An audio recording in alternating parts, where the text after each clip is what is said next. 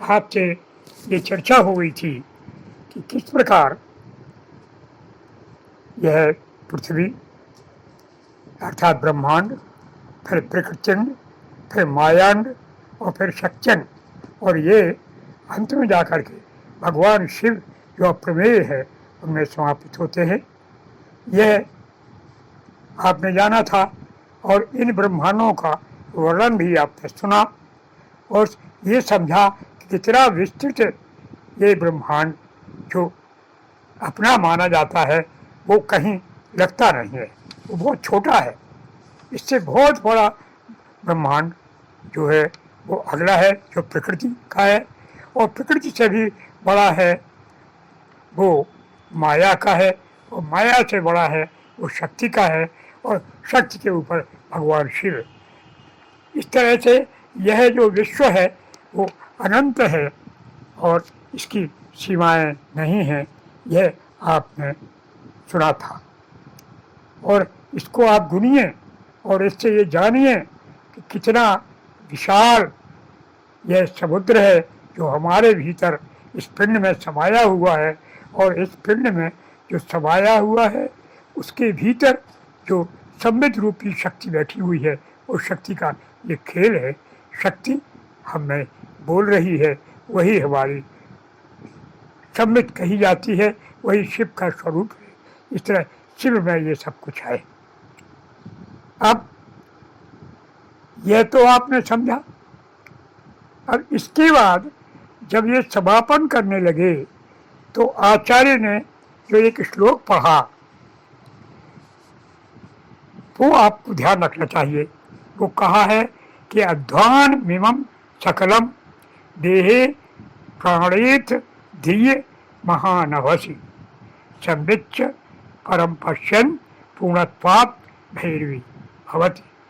ये प्रक्रिया बताई उन्होंने कि ये तो बहुत लंबी प्रक्रिया है, विचार करते रहिए। ज्ञान का भंडार है और ज्ञान पवित्र है, लेकिन एक प्रक्रिया भी है। वो प्रक्रिया उन्होंने इशारा किया है, कहा है कि ये जो पूरा अध्वान है, जो ये समस्त अंड बने हुए हैं, प्रति ब्रह्मांड है, फिर प्रकृतिंड है, फिर मायांड है, फिर शक्त्यंड है, ये समस्त अंड जो हैं वो आपके कैसे शरीर में व्याप्त है ये आप समझिए।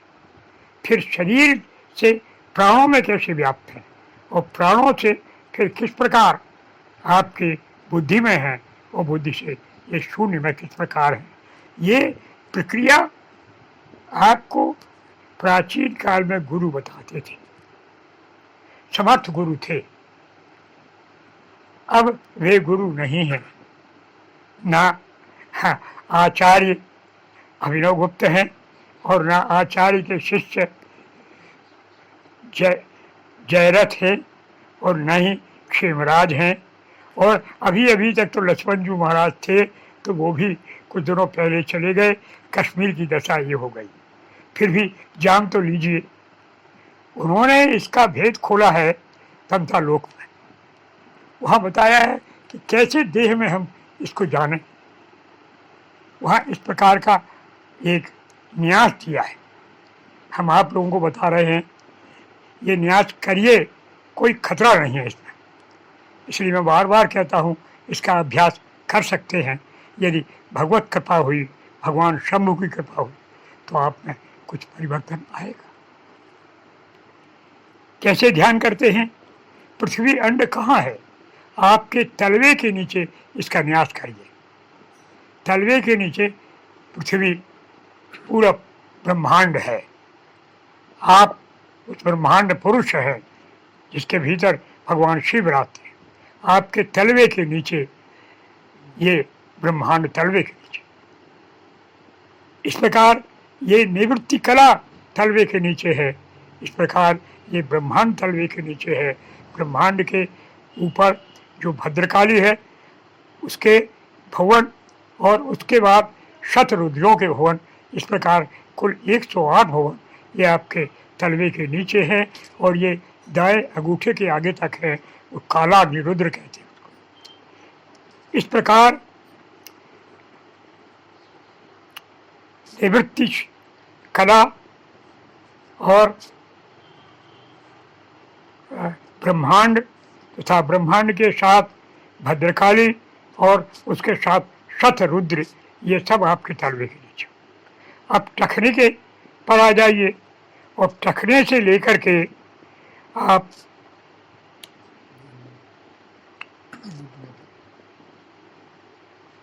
नाभि तक चलिए, यहाँ तक आपको 23 तत्व मिलेंगे। नाभि में आपको प्रकृति तत्व मिलेगा।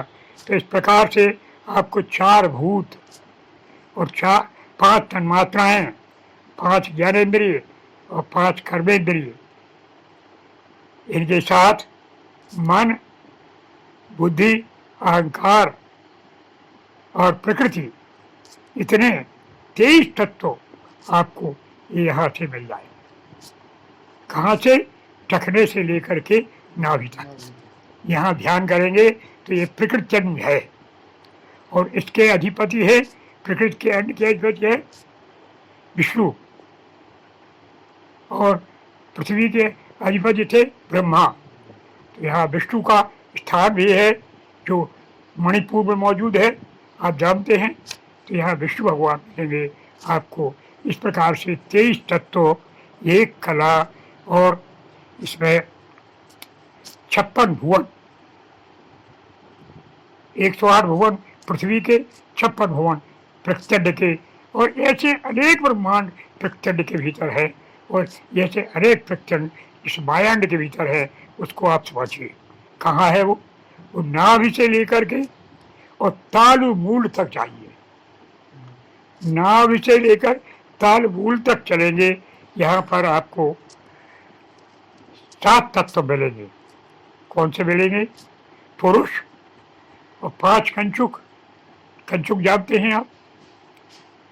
कला, विद्या, राग, नैति, काल, ये 5 कंचुक, और उसके साथ पुरुष और माया। इस प्रकार 7 तत्व मिलेंगे, 27 भुवन मिलेंगे। इसके अधिपति है ये माया के, इसके अधिपति मिलेंगे रुद्र। रुद्र का स्थान आप जानते हैं, हृदय भाग में, अनाहत चक्र में रुद्र रहते हैं। ये आपको मिल जाएंगे। तो ताल मूल के बीच में ये आप ध्यान करिए। फिर ताल मूल से आप आगे बढ़िए तो ब्रह्मरंध्र ताल से लेकर ब्रह्म तक ये शक्त्यन्न है।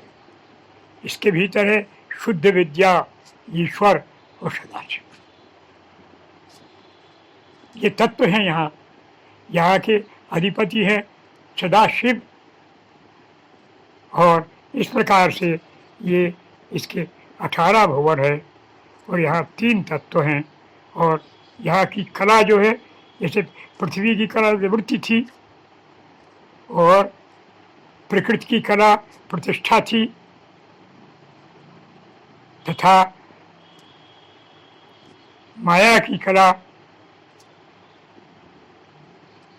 विद्या थी, और अब ये शक्ति की कला जो शक्त्यंड कहलाता है, इसकी कला है शांता। इसके ऊपर ब्रह्मरंध्र के ऊपर बजाते हैं भगवान शिव और शक्ति। ये इनकी कला तो कलातीत है, शांत्यातीत है। इनके भुवन 15 कहे जाते हैं, लेकिन ये भुवन नहीं है, उनकी कोई सीमा नहीं है। इसमें सारे कुछ सब कुछ समाया हुआ है। ऐसे 36 तत्वों से युक्त आपने इनका ध्यान किया, तो ये ध्यान हो गया आपका। तो इस प्रकार आपने जाना कि देह में ये सारे ब्रह्मांड हमारी देह में मौजूद है। अब इसके बाद में प्राण में कैसे जाने,